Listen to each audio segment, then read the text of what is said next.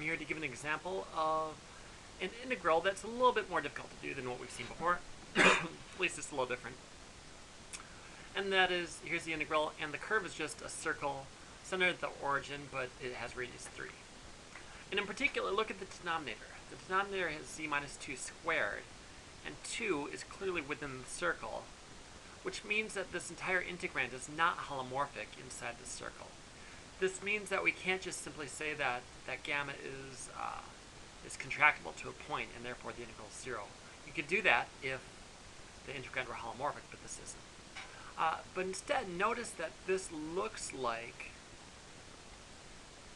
an integral around gamma over z minus w dz, where, right, f of z is just equal to 5, and w is equal to 2.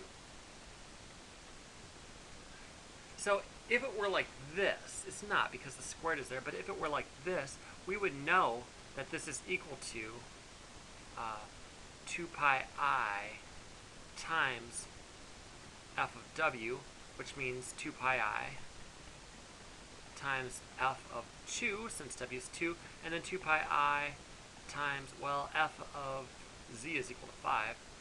So we know that it's 10 pi I. Except, this is not the integral that we have. We have one that's squared. There's actually a very similar formula. This formula is an extension of Cauchy's formula, so I might call it, I don't know, a modified Cauchy's integral formula. And this says that if you have some sort of an integral, f of z over z minus w dz, but now you square it, and you need, f of z has to be holomorphic on the region. Gamma has to be, positively oriented, simple, closed, smooth, contractible, and w has to lie inside. It says that this is equal to 2 pi I, looks pretty similar, times the derivative applied at w. Well, let's go through, right? Once again, we also have w is equal to 2 since it's z minus 2 squared, and f of z is still equal to 5.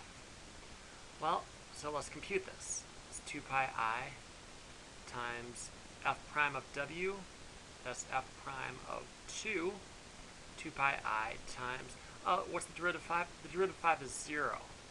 So we get that the integral here is equal to 0. So that's the way you do it. And as a quick aside, if we had integral around gamma of f of z, where again it's holomorphic,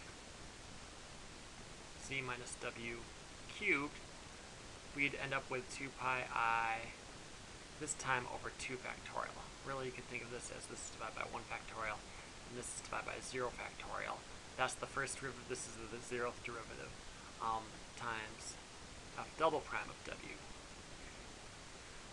So as long as you have an integrand that is almost holomorphic, right? The numerator is holomorphic, the denominator is holomorphic except that this one little point that's inside the interior of the curve, then you can use Cauchy's integral formula or something like Cauchy's integral formula to figure it out by multiplying 2 pi I times, well, something, f of some derivative, might be the 0th, might be the first, might be the second, evaluated at that bad point.